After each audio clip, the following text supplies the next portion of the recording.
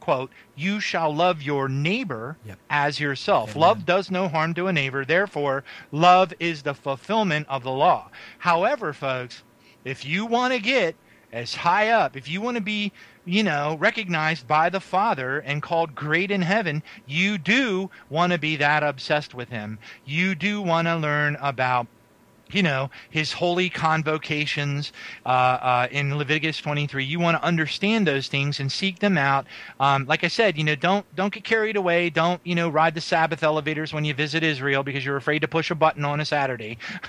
It's not like that. But it's about loving the Father and just being utterly, utterly, utterly obsessed with everything that has to do with the kingdom. Well, so a lot of these things will be reinstituted during the new millennium, and the more you know about it now, you'll be on the accelerated group. Right. Well, the wisdom of what you just said is actually given to us in the Songs of Solomon, because it's 8 chapters long, and there's 8, and I've said this on air.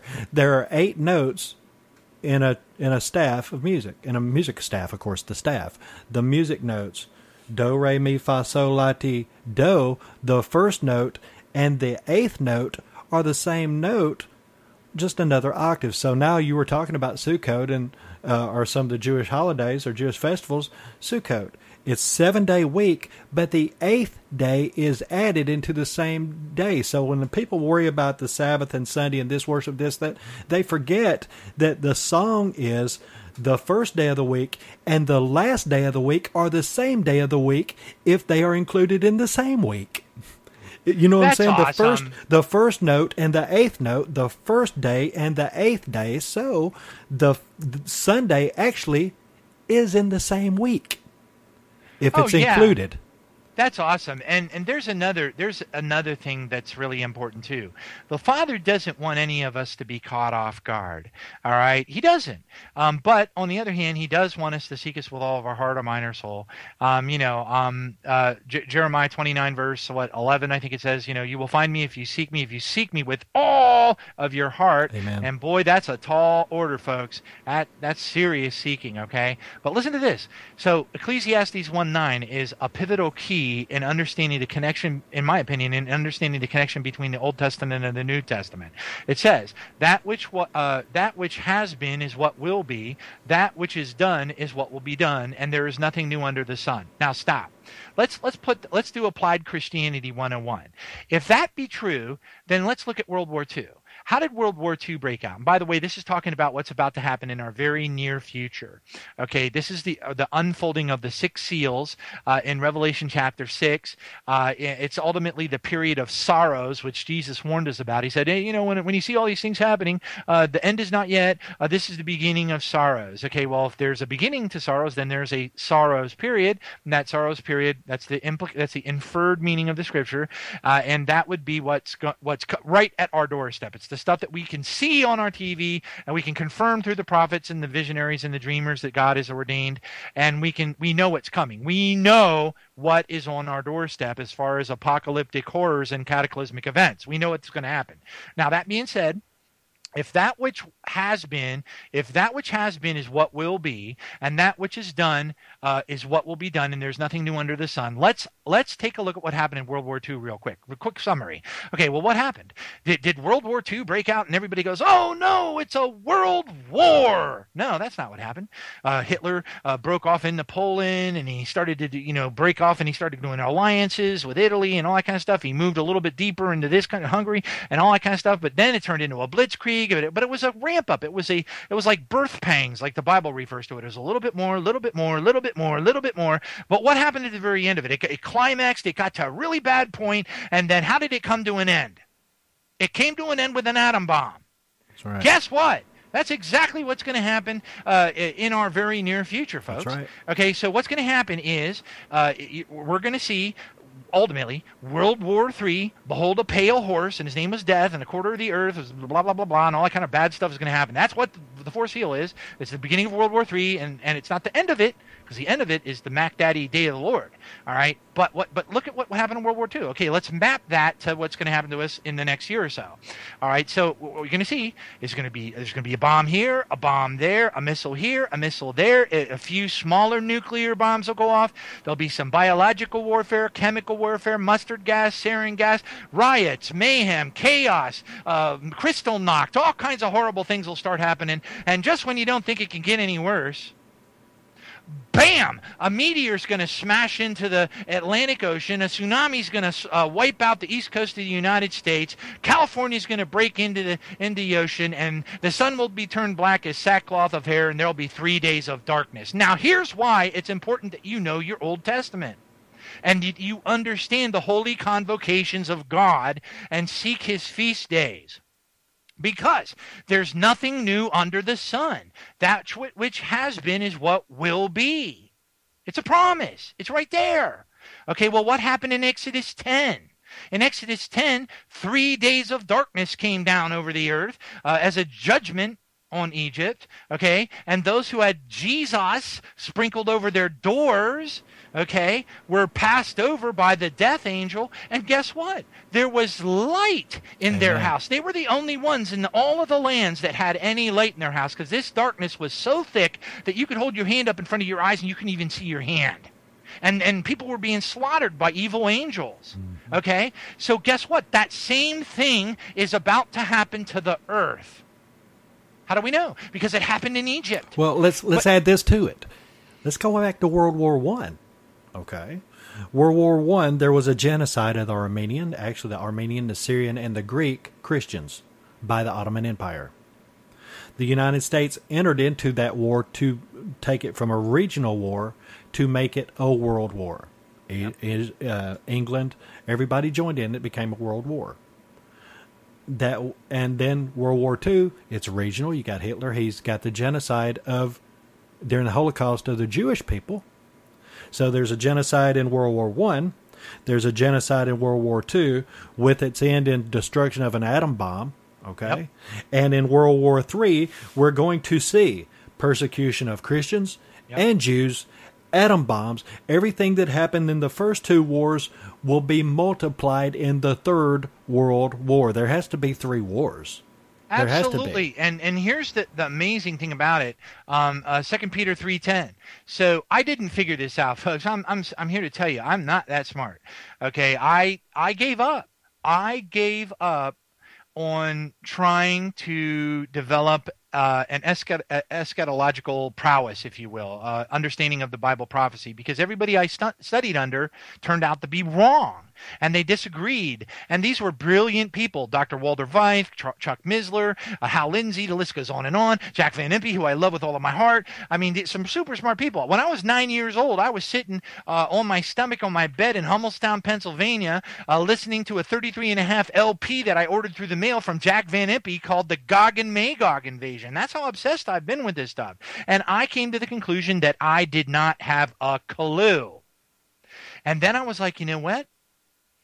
Hey, I have to first assume that everything that I taught and learned from everybody I studied under was incorrect. So I got to toss it. I got to throw it all away, start from scratch. I can use bits and pieces of it here and there as the Lord recalls it to my heart, but I can't lean on any of it as being, guaranteed right.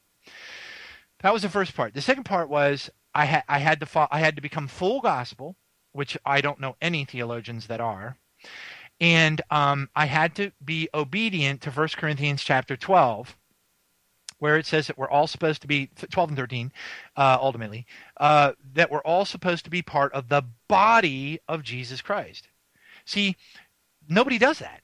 So bunches of people that we brought on the radio show, the one thing that they all have in common is none of them listen to the prophets. They all go off into their own Maxwell Smart Cone of silence.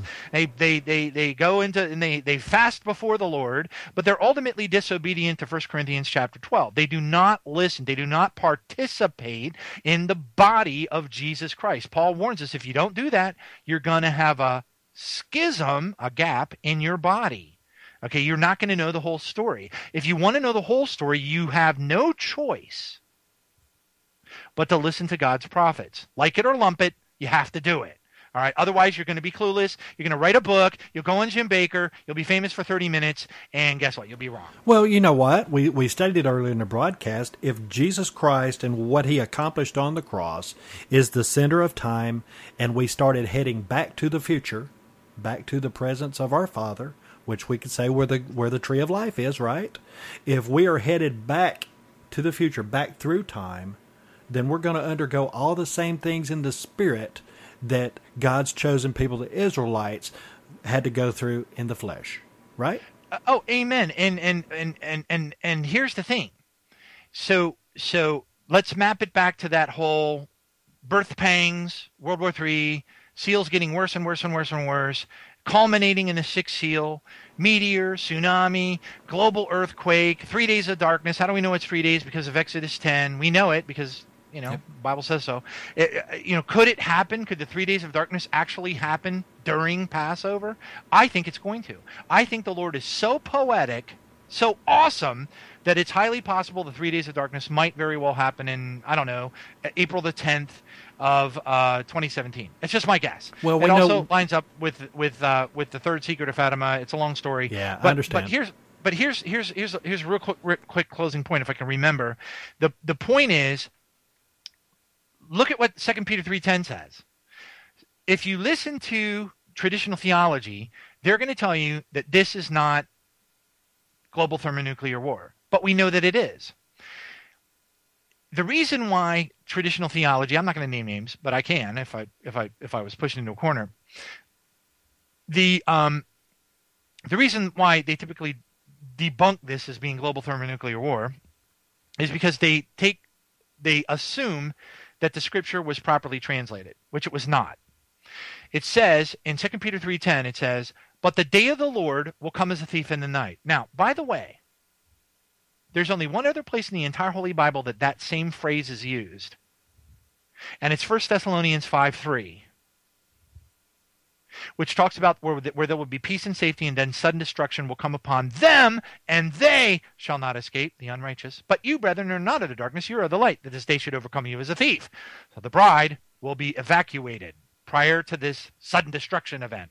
What is the sudden destruction event? Well, we know that the angels that came down and spoke to Dumitru Duduman specifically told him, on no uncertain terms, that the sudden destruction in 1 Thessalonians 5:3 is global thermonuclear war and the destruction of the United States of Babylon the Great, amidst other countries as well. So why is 2 Peter 3:10 almost a mirror image statement of the same words used in 1 Thessalonians 5:3? Well, it says, "But the day of the Lord will come as a thief in the night." Those same phrases are in 1 Thessalonians 5:3. It goes on, "In which the heavens will pass away with a great noise." In this case, the heavens is referring to what you look up in the sky. When you look up in the sky, the heavens are the sky, okay? "And the elements will melt with a fervent heat." Guess what? Anybody who has even past 9th grade science, okay, knows that you cannot melt an element without fissile reaction. You have to have an atomic atomic event, a fissile reaction. An atomic event has to occur in order for an element to melt. There is no other scientific way to melt an element. When the apostle was given this word, it was rhema word from God that was thousands of years in understanding beyond its scientific time period. The fact that he even mentioned that the elements would melt with a fervent heat was powerfully anointed, because to the best of my knowledge, they weren't kicking around atom bombs back when Jesus was walking around on the earth. All right, and then it says, but here's where theology says, well, this is not global thermonuclear war. They say, because the next part of the verse says, both the earth and the works in it will be burned up. Now let's stop. Let's assume that maybe it's not interpreted right, which is what we should do with everything that we read. All right, we need to take that. We have the blueletterbible.com is out on the internet for everybody to use. There's no excuses nowadays for people to not do their own word searches and to do their own Strong's concordance lookups. We all have access to free lexicons to look at stuff and say, wait a minute, I wonder if, and to look at it. Look what the word earth actually means from the Strongs. And I'm pulling it up in real time, Interlinear Bible, 2 Peter 3:10. And you go to the word earth, waiting for the computer to respond. With fervent heat, elements shall pass away with a great noise. We all know that atom bombs make humongous noises. We also know that it makes it look like the heavens are folding up and rolling up like a scroll.